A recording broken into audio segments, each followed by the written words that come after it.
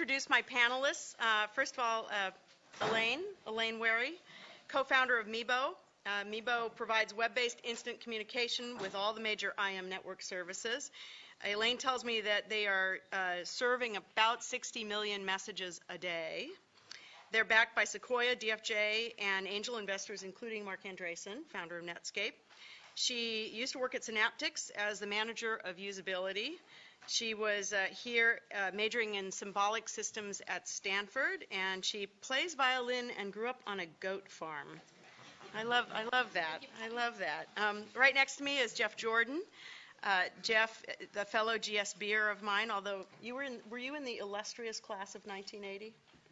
Should we admit that? Yeah, sorry. 87. 80, sure. Okay, 87. 87. Damn. Yeah, okay. Never mind. Jeff was part of the senior team of eBay from 1999 until just recently. His last role there was as president of PayPal. In 2005, PayPal processed over 27 billion in total payment volume. Before that, he was SVP and GM of eBay North America, where he had responsibility for eBay.com, eBay Motors, Half.com, eBay Canada, and he also led eBay's acquisition of PayPal.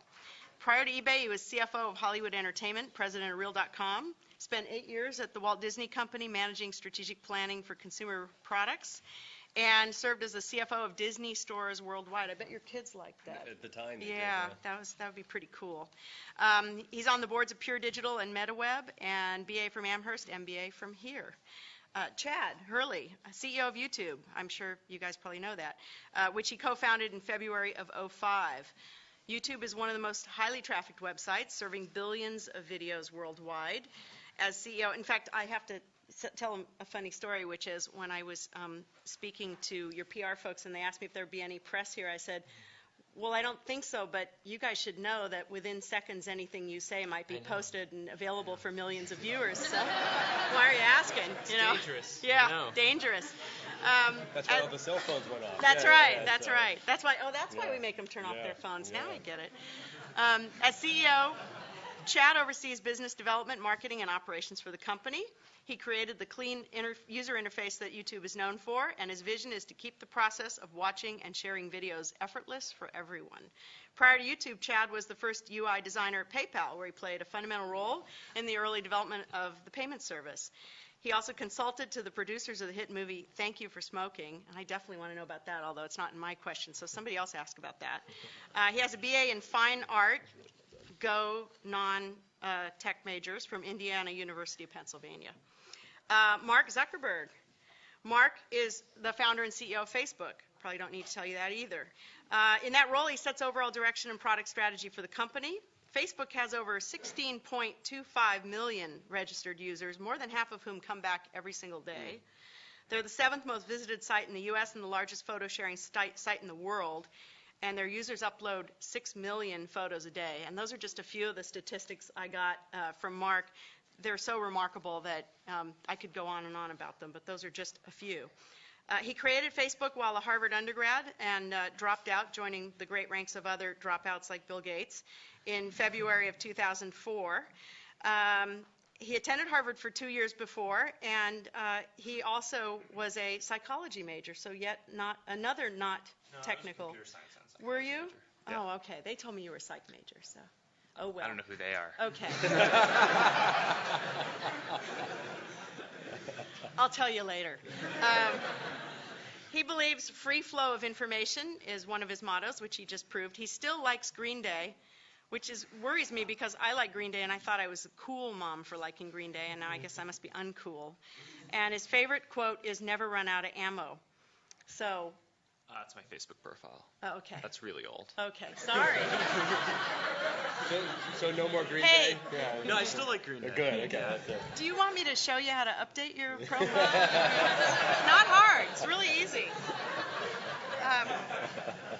So anyway, I'm gonna start off in the ground rules here. I've got some questions. I kind of, if nobody pipes up, I pick somebody. You're all free to chime in, and the more the merrier. So my first one is, hey, there have been other video sharing sites. There were other payment sites. There were other college-related, community-related sites. Why did yours succeed dramatically when the others didn't? And Jeff, I want to start with you. Good. Okay. I mean, both eBay and PayPal participated in massive existing industries. One's retail, one's financial services, but brought a highly disruptive approach to those industries. PayPal, frankly, enables people to do something they couldn't do online, which is anyone can send money to anyone, and it's filled a huge need. So I think the voracious adoption of it, I think it's 150 million users now, is around the need that was fulfilled, that it wasn't at all fulfilled by the current financial services Was there industry. one single thing that you got right that the other people didn't get, something that made it frictionless, something that attached you to Growth Engine? I mean, what turned it for you? To be truth in advertising, guys like Chad and David got it right because they did it before we bought them. I think the thing they did best of all was leverage the eBay community with incredibly intelligent and great usability, as well as a $5 bounty, and the entire community adopted it rapidly. And the other thing they did that was fairly brilliant, and Max Levchin had a lot of hands, is stop the fraud. At one point, the fraud was as high as the payment volume going through it, and now it's measured in basis points. And so they a couple key things that they leveraged. But without the eBay network, PayPal probably wouldn't have existed. Yeah. Chad? So starting YouTube, we did draw on a lot of our experience from PayPal. We saw the power of just simplifying a problem for people. So in PayPal's case, that was payments. And then we saw an opportunity in the video space to simplify that and make it easy for everyone to put a video online. And then with PayPal, we had payment buttons that would allow people to they could put these buttons on their auctions and people could pay directly. And we created a video embed on YouTube where people could post them on MySpace profiles, on websites, on blogs, and this really attributed to a lot of our viral growth. It was basically free marketing for us that we weren't paying for. The only thing that we did have to pay for was the bandwidth. And in the case with the fraud that we were able to control at PayPal, we were able to build a video architecture that was very efficient, very consistent, so we always delivered a good service to our users. Mark, anything? Yeah, I mean, the thing that I like to focus on is efficiency. I mean, people need to get information about the people around them and stay connected with people. And I think that one thing that all these services have in common, when I was talking about information flow, I was talking about Facebook, but all of them have in common is that they're just more efficient ways of doing things that were always possible to do. So, I mean, you could transfer money before, but now you could do it online. Okay, you could share a video before, but now you can post it and asynchronously millions of people can view it. Same thing on Facebook. You can update your Facebook profile and leave it there for a very long time, and then someone random can come and get information about it. Lisa to introduce you. So, and I mean, I think that because we're allowing things to be done more efficiently than they were able to be done before, people just naturally gravitate towards those things. So, I mean, and we even see that now. I mean, the growth of these services is continuing. I mean, I know that Facebook is doubling every 5 or 6 months now, so that's still huge. I mean, I'm sure YouTube is growing at a huge rate too. Mm-hmm. Yeah, which is another thing. We VCs talk about this all the time because when we miss good ones, like all the ones represented here, and we talk about what did they do right that those ones we funded didn't do right, and I think one of these you guys all did well, really well, is figured out that scaling seamlessly was really important, or as seamlessly as you could. And I was thinking about this in the context of, remember when eBay had the outage that lasted for, 5-6 hours, something like that? Oh, no, it was more most than of that? a day, yeah. Most of it. Yeah. And I remember thinking two things. One is you couldn't buy that much publicity about how important eBay was by the stories about how important the fact that it was down was. Yeah. And then I thought, you guys better not have that ever happen again or you're screwed. Because, I mean, so many people complained about losing revenue and all that. So scaling, I mean, Elaine, if you want to start, you must be dealing with it now, and you're a tiny little startup. I know you got all those bucks from Sequoia and DFJ, but they don't want you to spend them. Yeah, absolutely. Scaling has definitely been our number one barrier to entry. Just scaling an Ajax IM app is absolutely non-trivial. That was one of the first things we had to tackle. We had to do on the back end. Sandy's actually here, and so she can raise her hand. But on the back end, Sandy was responsible for getting the infrastructure set up and doing things that nobody had ever done before. And on the front end, we were one of the first people to kind of introduce long polling before the term comment had even been had really arisen. So if you looked at the blogs a year before Meepo launched, people had said that what we're doing was absolutely impossible. So we were Sandy and I are just people who really like challenges, so we were up to being able to solve that. But that has absolutely been that, and the user community have absolutely been our two biggest things for barrier to entry today. You guys had any scaling glitches? Horror stories? No? Well, there's one. I mean, there's a guy sitting right there who built Facebook photos. And, I mean, we take a very iterative approach to developing things. So we'll first throw stuff out, just like, okay, like the original site was thrown together in about 2 weeks. And then as time goes on, we just iterate on the architecture and scale it from there. Facebook photos, when we first launched that, I guess whatever the architecture was, it lasted for about a month. And then, the site was a little bit slow for, a couple of weeks until they completely redid that. And now it's like handles, I think we're nearly 1 billion photos. It's like more than 6 million uploaded every day. I don't know. I mean, we just have also scaled up to a lot of traffic. At this point, we're doing over 1 billion page views a day. So it's just a lot. And I mean, if you think about some of the massive architectures that people have on the internet, I mean, Google runs hundreds of thousands of servers, and ours is still measured in the single-digit thousands.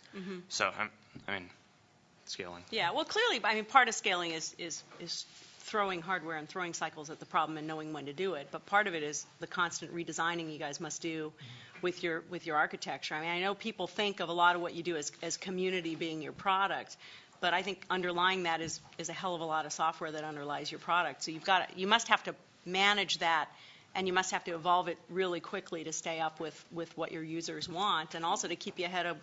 There's always competition, right? Even if you're ahead of the competition, there's other folks doing stuff. How do you manage that process? Well, I mean, kind of touching on how we continue to grow.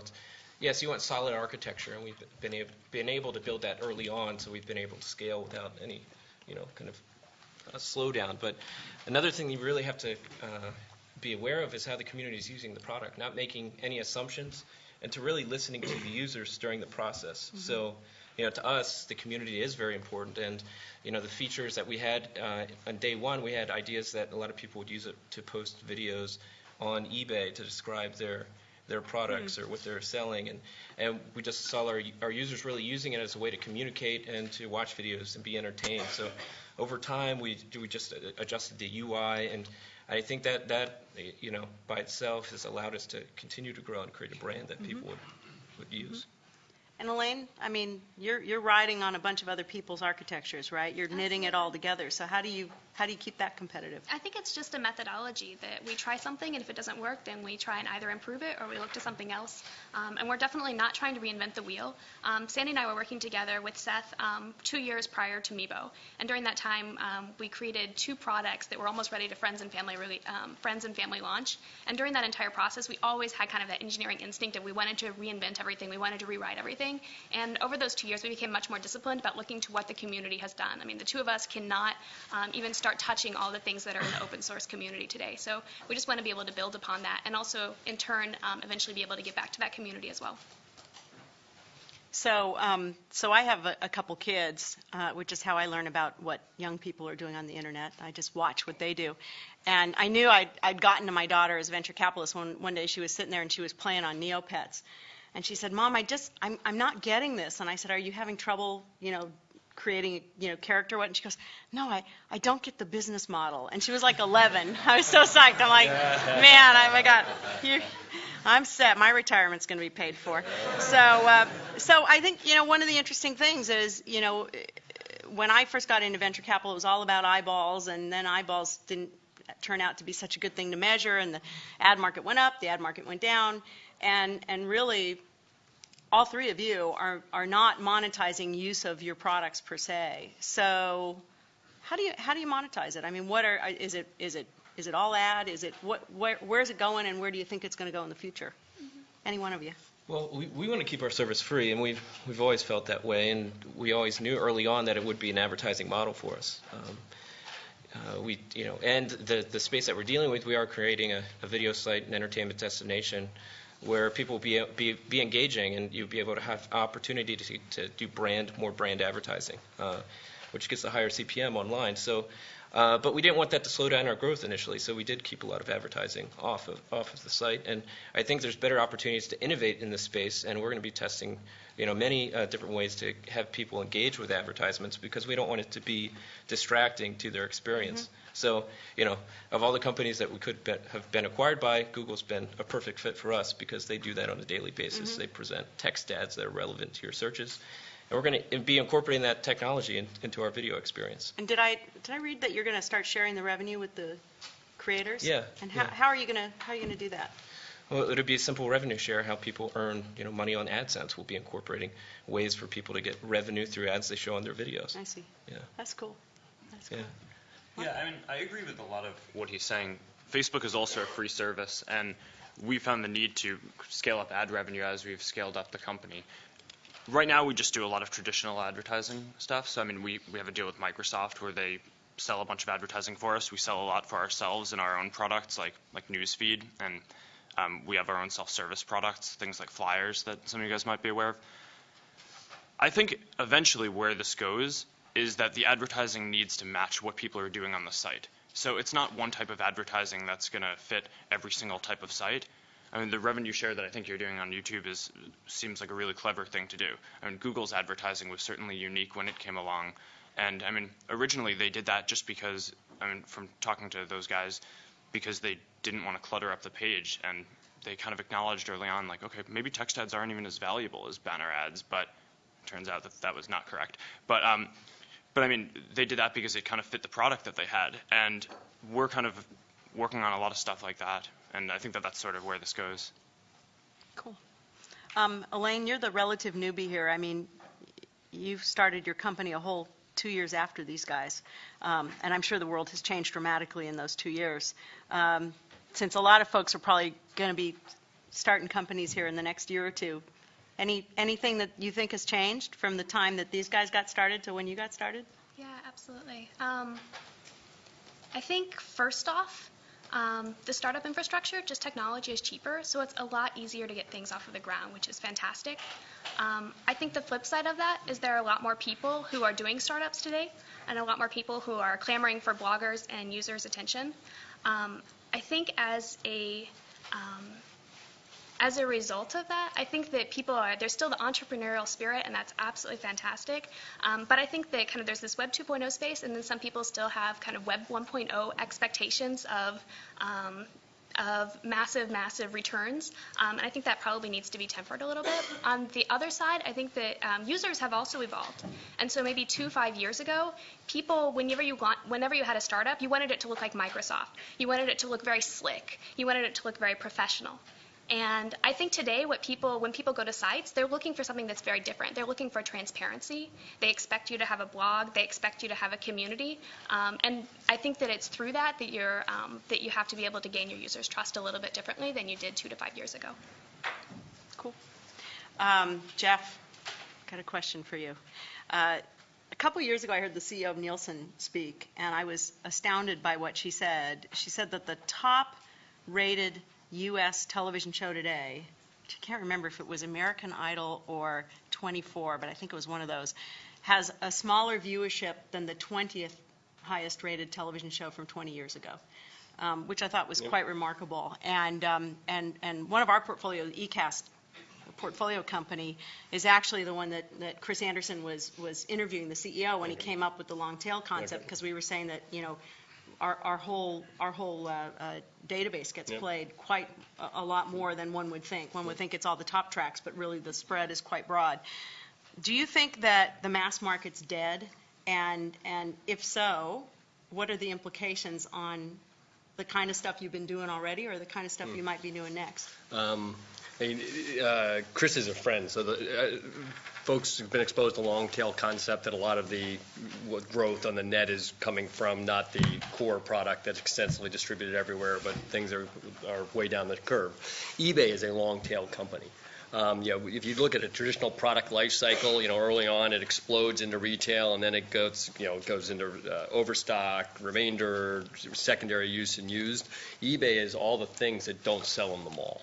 So the whole concept has been predicated on trying to create efficient distribution where there wasn't efficient distribution before. And in the middle of the product life cycle curve, everything sold in the mall is unbelievably efficient, cutthroat, and has low returns on capital. So eBay's long tail, Amazon's long tail, user-generated content, is all long tail.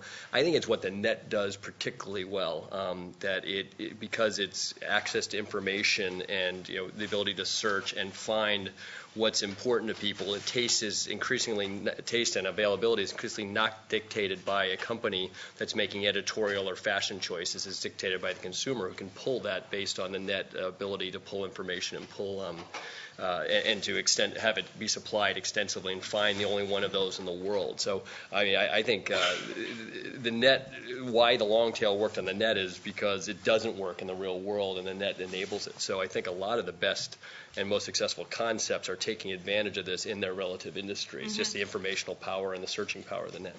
Well, it seems like all of you guys are going to have to concentrate on the places where the most volume is, right? I mean, is there, I presume. No, eBay has it. Well, I mean, because yeah. you go to, 55-60% of all retail is done of first extensively distributed new and retail goods, and eBay essentially doesn't play there. Although I would guess they'd be an exception in what I'm thinking about, which is if you're a brand owner and you're going to come and buy advertising, for example, you're going to want to buy it on the thing that's viewed thousands, 100,000 times, not the, my daughter uploaded a picture of her firing a potato can in our backyard, and I went on and looked, and there had actually been 32 people who viewed it, and I'm thinking, they need a life, because, I mean, how did 32 people even find the picture of her shooting her potato cannon?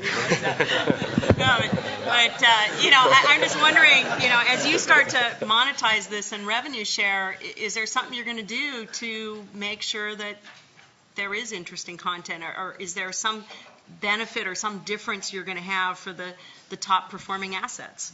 Or is it just all smooth scale, or just we're just going to allow everyone to participate. That's what has set us apart than other video sites in the past, where they were making the editorial decisions up front. They were deciding what was entertaining for their community, and we don't have that. We allow the audience to decide what's entertaining, and that will, in turn, rise to the top for more people to view. So, but what about the ad? The buyer side, the ad buyer side. Are they looking for a particular amount of runs on a particular video? Are they looking to exclude some forms of content? Yeah. I think you have to build that flexibility into the system, how they want to target an individual. You have that in any service, I think. So we're going to be building that into our system. But in terms of talking about diversification of distribution, I think you're talking about networks and the content that they bring, or studios, or labels.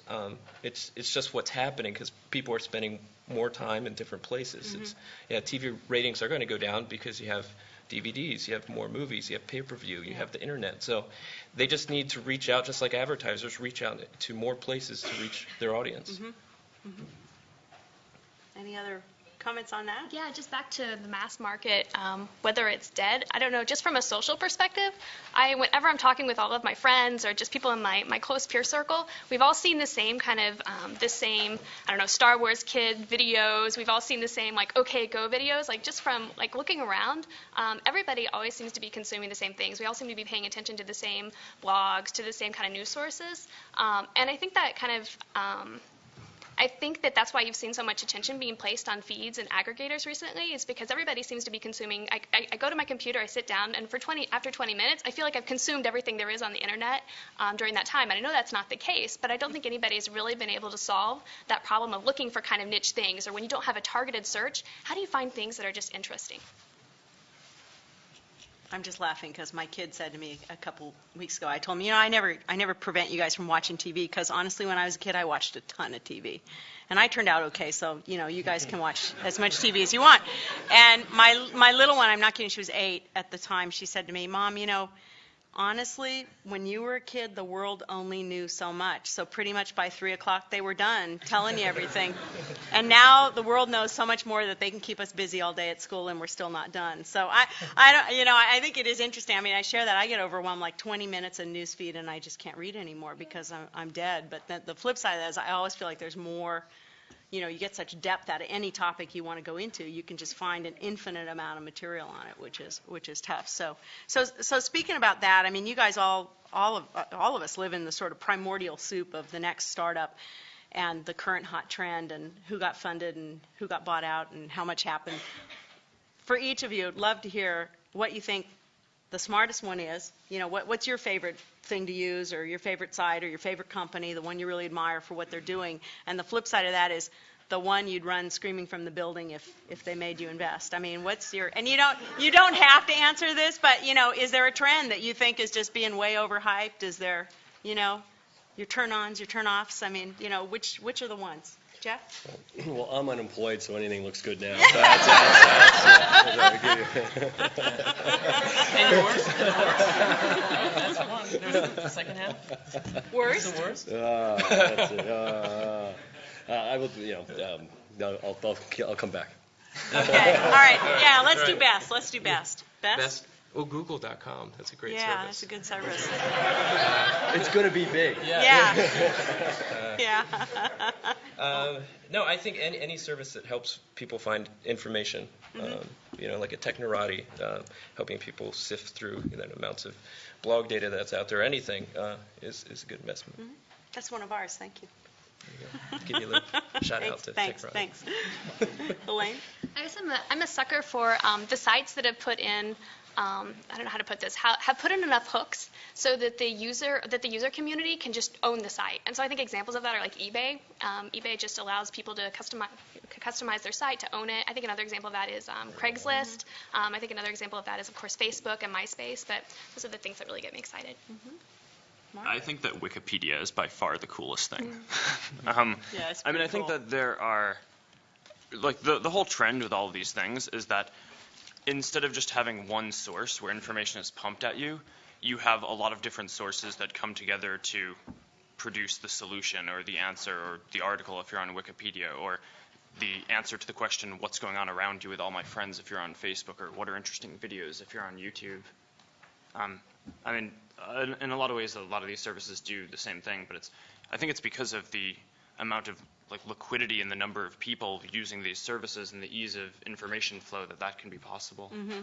I think Wikipedia is really cool. I do think it's going to be interesting to watch how it evolves from a user etiquette perspective. I mean, I went on once and I found something, and I found that I had an entry, and I didn't know I had an entry, and I didn't like something in it, so I edited it out. And then I told one of my partners, Brad Feld, who runs this blog that's pretty popular, and he said, "You're not supposed to touch your own entry."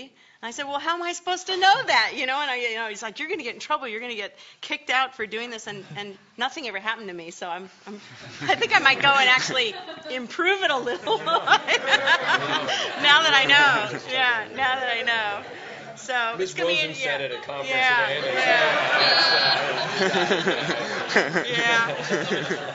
Yeah, that's right. No, the cell phones are off. So anyway, the flip side, the one, anybody willing to admit ones where they just scratch their head and say, what are people thinking? Well, I mean, there are a lot of companies that still try to do things the old way and think that that's the most efficient way. Mm-hmm. So, I mean, I think that a lot of what maybe traditional media companies are doing on the internet is backwards. I mean, especially when, you get a room full of people who run newspaper companies asking, like Chad and myself, how they should change their company to work with the web. It's kind of like, well, you just don't have the right foundation. Yeah. I mean, first of all, you're not a technology company. Second, this isn't about information being pumped from one source. This is about, a lot of different sources. So I don't think those are going to do very well. Mm-hmm. For me, there's still an astonishing amount of Me Too investing that goes on behind winners. In the payment space, not to say none of them will get traction, but you just read every week there's another payment concept coming in. It's mobile. It's something that's trying to do a slight tweak because that had been successful. The video sites there are a few of them I'm told. It's just a few. And it's feeling in the valley a little frothy 2000-ish where the valuations are extraordinary. The early evaluations are extraordinary. It's unfortunate.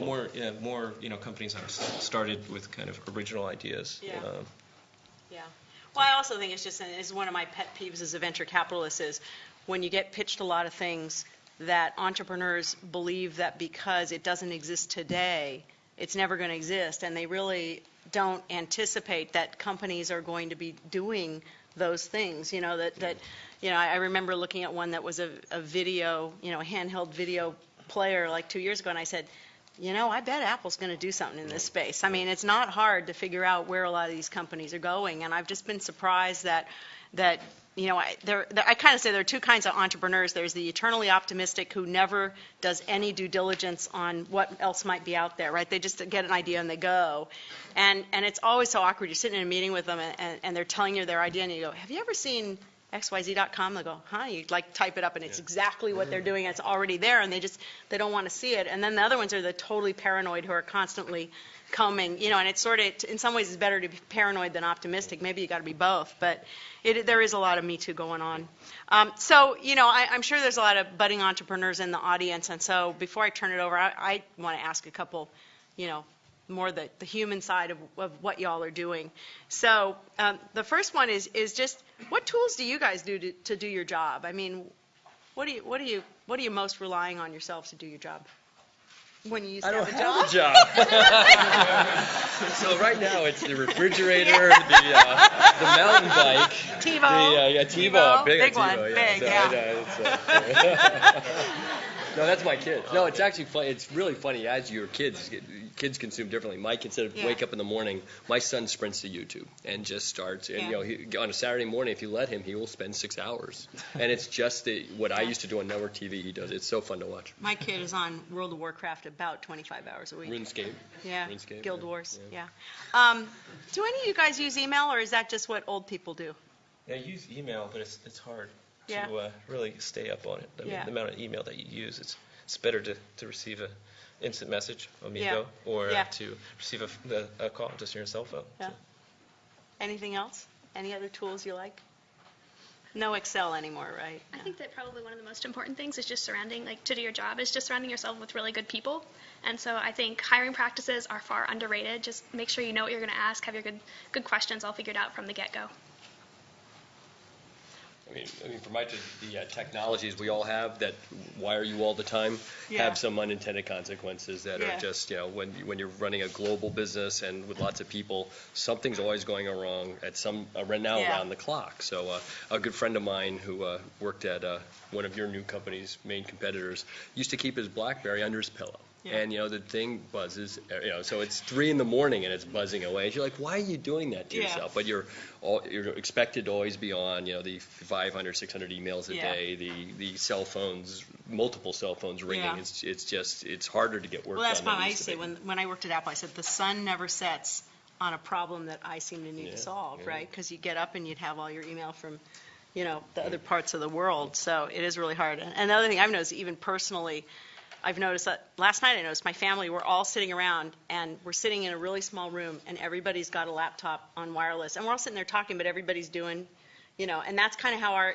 every evening is spent, is everybody's got their own device and they're kind of, instant messaging.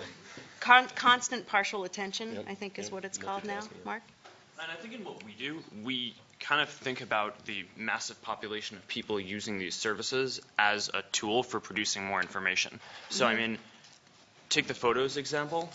We have this thing that I think is pretty cool where you can tag other people in photos. It's not super original, except for the fact that then I can go to someone's profile and see photos of them. So there's this, whether they took the photo or not. So there's this effect where 90% or so of people on the site have photos taken of them, whereas less than half of people have ever uploaded a photo. So, I mean, you have all these people kind of collaborating and creating this information store. Actually, I have this story that I think is pretty funny that I kind of describe as the perfect social story.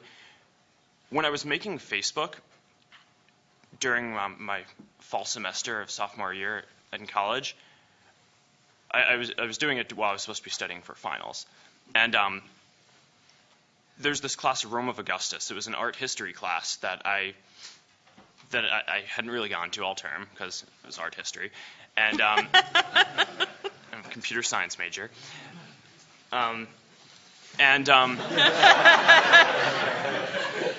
Sorry. Chad will be elaborating on the period impact of that. And for this final exam, we had to learn the historical significance of about 500 images from this period. So I spent the time that I should have been studying for the exam writing Facebook, so I was screwed. So about a day or two before the exam, I went to the course website, downloaded all the photos that we needed to learn the meaning of for this exam, made a new website where it consisted of a page for each of these photos. Each page had the photo, a box underneath to write comments. I sent an email out to the class list saying, hey guys, I built a study tool. And everyone went and filled in all the information for each of these photos.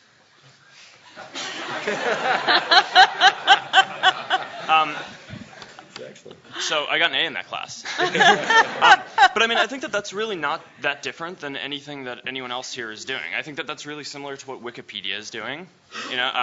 It's really similar to the approach that Facebook takes, both in the photos example that I used and just overall for helping people know what's going on around them. We don't have a single source to tell people what's going on around them. We have 16 million people, each updating a little bit of information about themselves.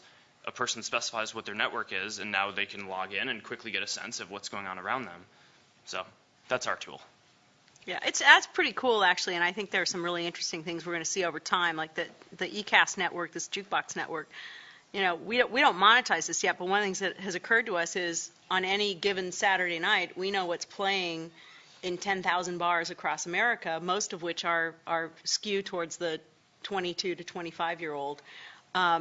And it's pretty interesting to see what music pops up, what gets played, and the labels. We're just starting to talk with the labels about how do you monetize that? How are we going to help you guys? How are we going to help you promote? What are you going to learn from the data that we're collecting? And so, that's obviously collateral benefit from the business, one of the businesses that company is in, which is pretty cool. Entrepreneurship. It was the best of times. It was the worst of times. There's some great moments. There are some bad moments. Any particularly great moments? Any particularly bad moments when you thought, I love this. This is the best thing I've ever done? When was that moment where you said, I'm this close to quitting, and you didn't quit? I know that's a big open-ended question, but I think, again, there's a lot of folks in the room here who are probably going to go off and throw their MBAs or whatever other degrees they're getting away and start their own companies. Good idea, bad idea? That's not officially endorsed by the school, by the way. I started my company right out of business school, but it was so long ago. I was one of only 2 students who did that. And my parents said to me, "Why are you wasting that degree?" I said, "Someday it'll be valuable, really. I'm still waiting for that." No, I'm kidding. Highly valuable, highly valuable. Keep sending those checks to the office. But anyway, good moment, bad moment. Why are you doing this? Why you keep going? Well, good moments, just seeing the world respond to what you've created. I mean, we've been fortunate to be at PayPal and to create YouTube, and just to see our company or our idea kind of affect how people around the world is. For us, that was one of the biggest thrills for us, and then being acquired by eBay for $1.65 billion. Yeah, that was pretty good. Didn't hurt either. Yeah. So. Yeah. Yeah. You've been acquired twice now. Is this a pattern for you, or? I don't know. We'll see. Yeah. I mean, at PayPal we actually had the chance to go public first, so. Yeah. So that was fun. Yeah, that's very cool. I mean, it's also interesting. I know I think about a lot what's happening right now is you guys really are changing the world a lot. I mean, all you guys, when you think about what you're able to accomplish, the people you put in business, when you think about some of the political implications of some of the things that have happened on your site, it's pretty incredible. And I think, again, we're just at the beginning of that. For me, that's one of the exciting things, is to watch how quickly some things evolve because of all the work that's happening. Bad moments? Bad moments? Nobody has any bad moments. Bad moments. I sent to my partners, I said, what questions would you like to ask my panel? And they said, ask them how many times they've wanted to club their venture capitalist over the head. Well, we didn't have a chance to get to that point. We were only around for about 18 months, and growth was good, so Yeah. they never got in our case. How about you? No? Mark? Well, We'll just turn these off. Yeah. No one will know what you say in this room. no, I actually don't have that bad of stories. I mean, I think that at Facebook we've been really selective about who we've let into the company, both in terms of people working at the company and in investors. Our first investor was Peter Thiel, who was the founder of PayPal. And the reason why I wanted to work with him instead of just a venture capitalist is because when I first came out to the Valley, I was 19 years old, and I was very scared of venture capitalists. And And rightly so. I don't know. Jim Breyer's not that Yeah, scary. no. But I mean, I'd heard a lot of stories about, okay, like basically like what venture capitalists do is they invest in your company and then they kick you out. I'm like, all right, sweet, yeah, that sounds good. But I figured Peter Thiel had been through this whole process. I mean, he'd both taken a company public and then sold it. He'd scaled up a company, gone through a lot of different stuff. So I figured that he was more of an entrepreneur than anything else. And I mean, that's kind of how we chose him as our first investor. And then as time went on, kind of added Breyer. He's good too. Yeah, yeah. So, question for you, and this will be my last question, and then I'll open it up to you guys. You moved here. You started it somewhere else, and you decided to come here. And I'm going to speak on a panel on Friday about the Silicon Valley and the economic situation here, and is it over? Is it good? Why'd you come here? What made you come here? Originally, I just planned on being out here for the summer after my sophomore year. I mean, my roommate Dustin and I, who's my co-founder, we started the site when, like, in the middle of the school year, and we were taking pretty hard classes. And, the site was growing pretty quickly, and we figured, it was really hard to both run the site and take these classes. So at the end of the summer, we just kind of decided, all right, we'll stay out here for a semester. Harvard does this cool thing where they will let you stop out, basically like Stanford, for as long as you want. And then we just took it semester by semester for a while. So, I mean, fall semester, we're like, all right, we'll stay. Then things were scaling pretty well. Spring semester, we decided, okay, things are still doubling at a good clip. Like, this seems good. Then we took money from Excel, and now we're here. Yeah. But right around the corner from them, actually, right? Yeah, we are. I mean, we have 2 offices in downtown Palo Alto now, getting a 3rd soon, building an urban campus. It's pretty good. That's pretty cool. You're right by the bead shop, right? Yeah. I've seen your sign one there of them by is, the, yeah. That's the other pretty one's cool. a block away. Yeah, that's pretty cool. So, Elaine, is it hard to hire against all these mega companies in the Valley? Or are you hiring outside the Valley? How are you building your team? Absolutely. We've hired one of our backend developers is from North Carolina. Our graphic designer is from Italy. One of our front end developers is from the UK. So we're absolutely open to hiring anybody from anywhere. And also plug jobs.meebo.com if anybody is interested. I think that one of the things we've learned just recently is just making sure that whenever you do have higher bars, is just making sure that you appeal to kind of like the techie and the love of challenges. And so one of the things we've done is we've started posting all sorts of little puzzlers on our job site, and that's been really helpful. Is it still the place to be, or are you packing up and moving anytime Yeah, soon? no, in terms of the robustness of ideas and the capital, the entrepreneurs, I mean, it is still the place to be. It's interesting. You talk to VCs outside of the area, and I was talking to one who's got this wildly successful track record, and he goes, "I'm just, the ponds are a lot smaller, but there's no one else here," and so it's an East Coast guy, and so I do think still the aggregation of vibrancy is here. The number of successful companies that relocate here is, testament to that. Makes it brutally hard to hire and retain people. Yeah, it sure does. Sure does. Well, I'd love to open it up to questions. Yeah, why don't you start? I want to ask one question. We've got a PayPal presence here, and we found that quite a few PayPal alums started a really cool company. YouTube's one of them. I'm working with Max and Sly, which is another, and LinkedIn. I sort of get that impression that at Facebook there's a bunch of really talented and motivated young guys who are doing working on good stuff within the company. Do you think there's going to be a bunch of Facebook alums who are going to start cool companies in the next few years? Well, I think that the PayPal case was pretty interesting. I've talked to Peter about this a bit, but in a lot of ways, PayPal was scaling up, and it was going to be sort of the 5th big internet company. And, the other 4 kept going. I mean, I'm kind of thinking of Google, Yahoo, eBay, and Amazon. And then PayPal got acquired and sort of sent out everyone into the world, right? We're not sending out everyone into the world. So, I mean, hopefully they're going to keep on building cool stuff at Facebook and not become alums and go build their own cool things.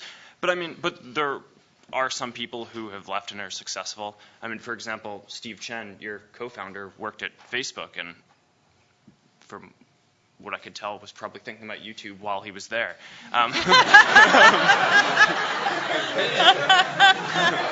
But that's okay. That's okay. We'd like to talk to you about that. No, I mean, whatever. I mean, that's fine. But I mean,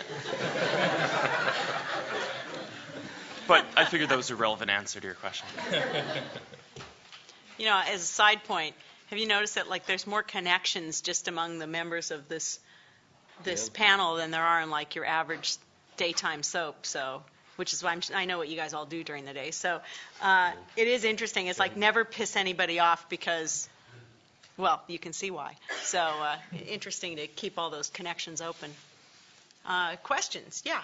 How would you summarize your early distribution strategies and kind of how far down that distribution path were you realize, or at least where the doubt that this might not be a big hit went away?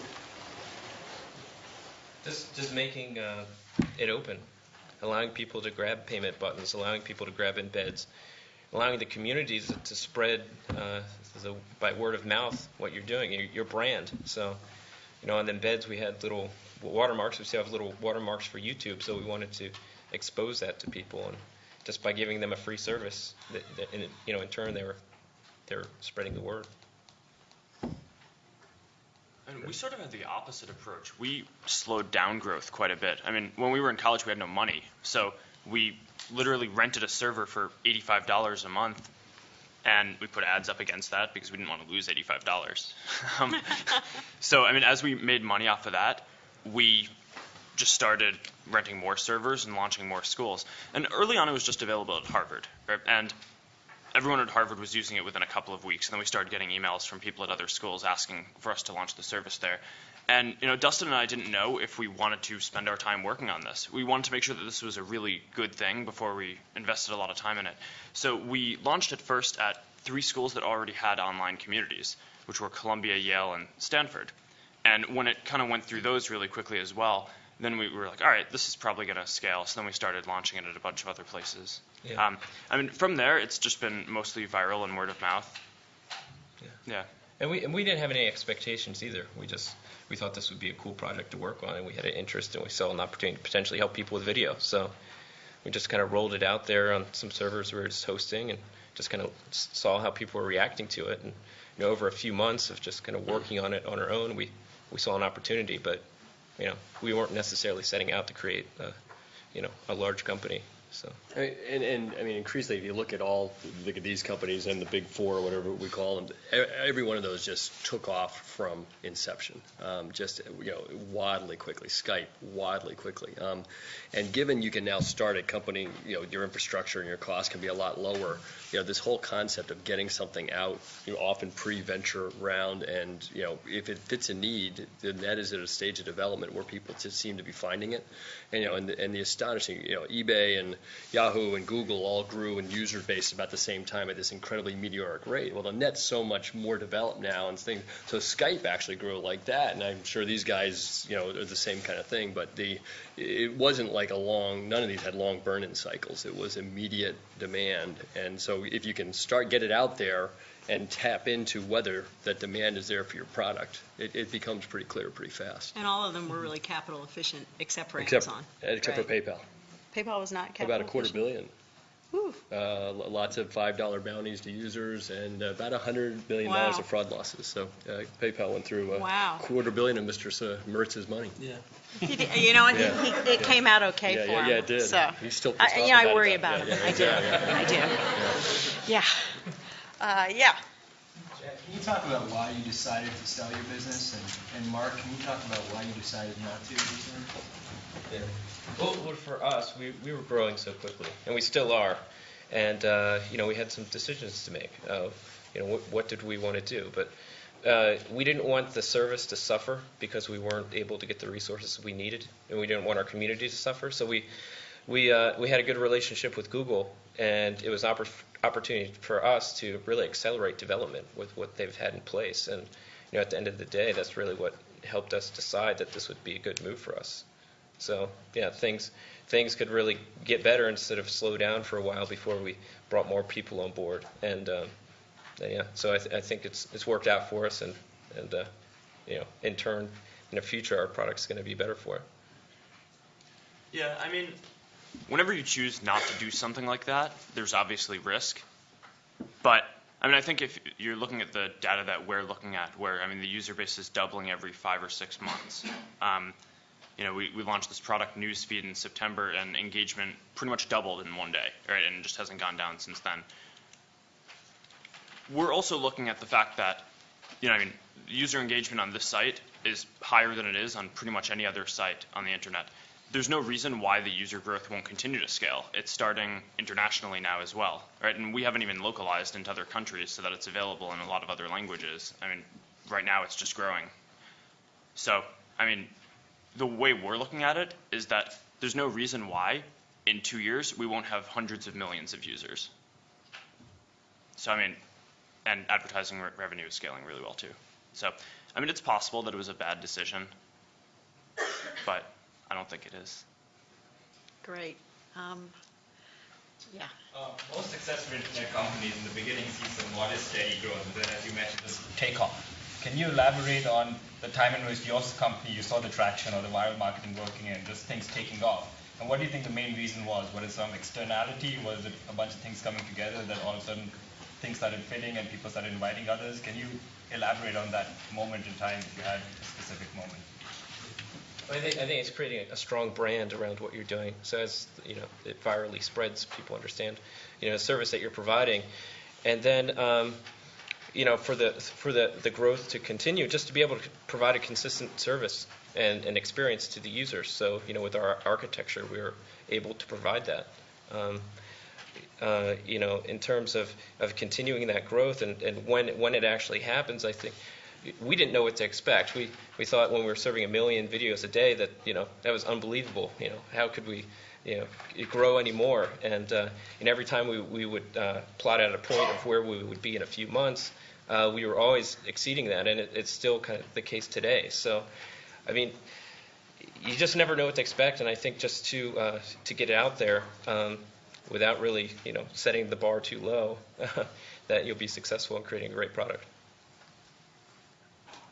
Let me get one from over here. Yeah, go ahead. So there's all this idea and forecast about where's the social sharing going and what's next. And there was eBay and then PayPal and then Facebook and now MySpace. So what's the future? What do you think is going to be the next big thing?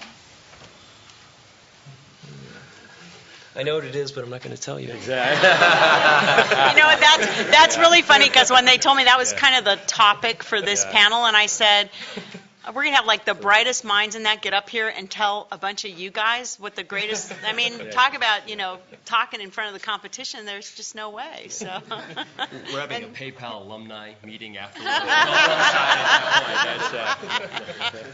No, actually, one of the things I find fascinating right now is the online collaboration. Wikipedia, for me, is an amazing site. My kids use it as their core reference material at school. It's not, and credibility is not an issue. It's an amazing site. And the concept of people not only submitting, but people working together to submit. I'm on the board of a company that is it's about to come out of stealth. It's trying to do the same kind of thing. And the concept that people can collaborate online to make something better versus, just eBay was for me an early Web 2.0 company because everyone was submitting their goods for sale. They're submitting videos, submitting profiles, but the concept that they can then work together to make it better is one that I find really intriguing.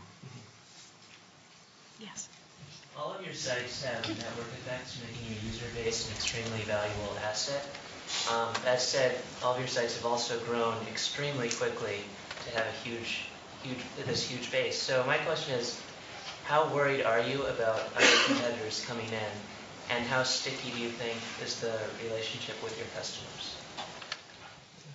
Well, I think what we've built is a large library of video content, and that's why we've, in turn, created the largest audience. And what's really driving people to put a piece of content online is the reaction, the amount of views it would receive, and we provide that for them. So it's very similar to the eBay model, where they have the most products. So in turn, they have the most consumers, and when you're going to sell a product, you want to get it on eBay. So it's just the same thing for us. So I think that the network effect is valuable. People definitely get value out of the other people there. Actually, probably no one would come to the site if there was no one else there, right? But I think that it kind of goes back to the first thing that I said, where these sites are about efficiency. People are trying to connect with their friends and other people around them, and they're only going to do this instead of other things that they could do, say, the phone, go meet someone, AIM, if it's more efficient than that.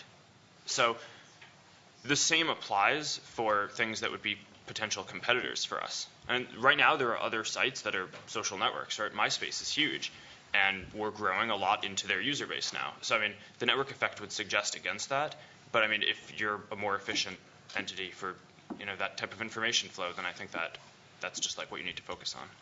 I mean, at eBay, we had 3 network effects companies. I mean, the only way you can understand the Skype purchase, you know, PayPal and eBay obviously fit together. Skype is different, is a belief that network effects are determinant.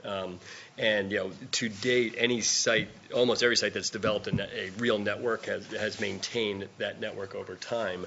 I think the thing you worry about, particularly as this company starts aging, I mean, eBay is now 11, I think, is the disruptor going to get disrupted? So you actually become highly paranoid. You're reading every new company that's coming around to say, okay, what is going to come and provide a different take on it? No one's going to out-auction eBay.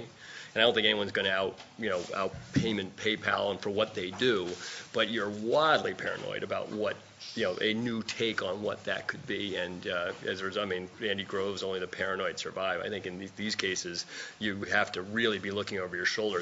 They're not going to come in the front door. They're going to come into the window, and you won't, you know, you have to be looking for them. Yeah.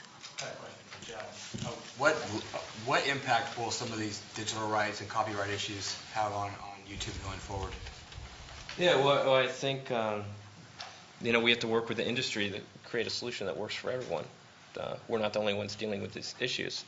You know, since it's video, it's more high profile, but blogs deal with the same things. You know, if you copy an article from New York Times and post it on a blog, that's copyright infringement. I think what we're doing is building ways to identify that when it happens, and then building new markets, new ways for the label, studios, and networks to monetize that. So as soon as we identify a work, so in the case with the music labels, we're introducing audio fingerprinting. So when it identifies a piece of music, they'll be notified and they'll have the opportunity to claim that and earn revenue against it. So it benefits them, and it also benefits our user by giving them a free and legal way to use something they couldn't in the past.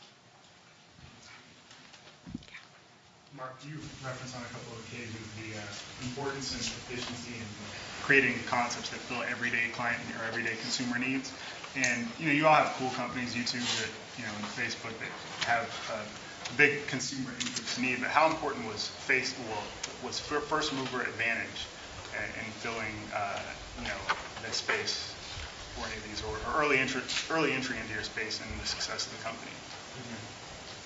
I mean, I think it helps, but I mean, there have definitely been social networks before us, and there are other ones now that we're kind of growing into their user base, so I'm not sure. I mean, early on, sort of some of the fiercest competition we had were, like in the first year when we were spreading to all colleges before we started moving into high schools and then post-grad and all that, there were a lot of other companies, or it was mostly just students at the time, who were trying to build other networks of colleges, and like groups of students would start off by building a network of colleges that we weren't at, and they'd try to guess which ones we weren't going to go to for a while.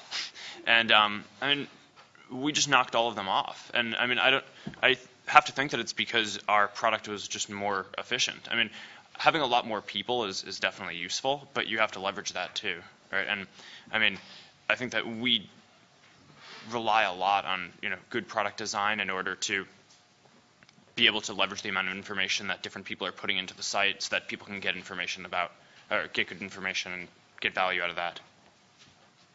So it's an ambiguous answer, but yes and no.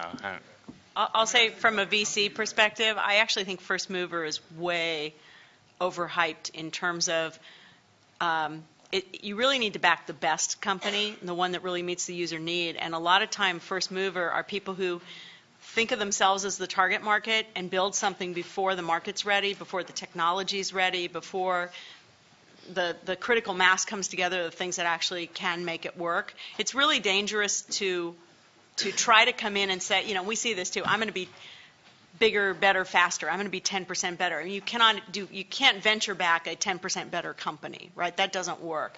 But very often when you're still kind of in the primordial soup stage of a market, backing the first one is the wrong decision, because a lot of times either the market's not ready, they're not ready, or sometimes the architecture's wrong and the bias is wrong for what they're trying to accomplish. And I think, you know, a lot of money gets lost, and particularly in a market like this where everybody's looking at the same things and you back 20 of them, it's not a very successuccessful strategy, or it hasn't been for most Pet companies. food.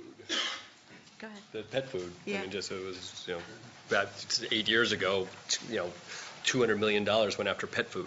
Yeah, well, nothing works, right? I mean, that's what, but if you look at like the MMO space, the interesting, we're an investor in an MMO company, and one of the things we have to think about is by the time we ship a title, the platform will have increased sufficiently that we can build features that today we can't ship, where 24 to 36 months from now, we know that gamers buy a new PC every 18 months or less, and we can count on a different piece of hardware than we can write to today. And so if you're writing to that, so the market's not ready today, you got to make that investment for 3 years planning on where that market's going to be. So I do think you can anticipate some of this stuff. Unfortunately, sometimes you get it way wrong, and then that's not a good thing.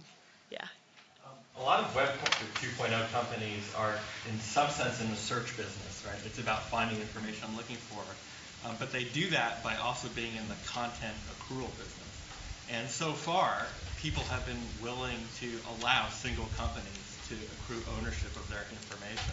Now, some companies, like Elaine's, are in the business of intermediating between proprietary systems. But I'm wondering if you think over time there'll be some consumer pushback for having single companies accrue all of the information and be the holders of the videos. Remember Microsoft Passport? Yeah. Yeah. I think the users spoke up on that one.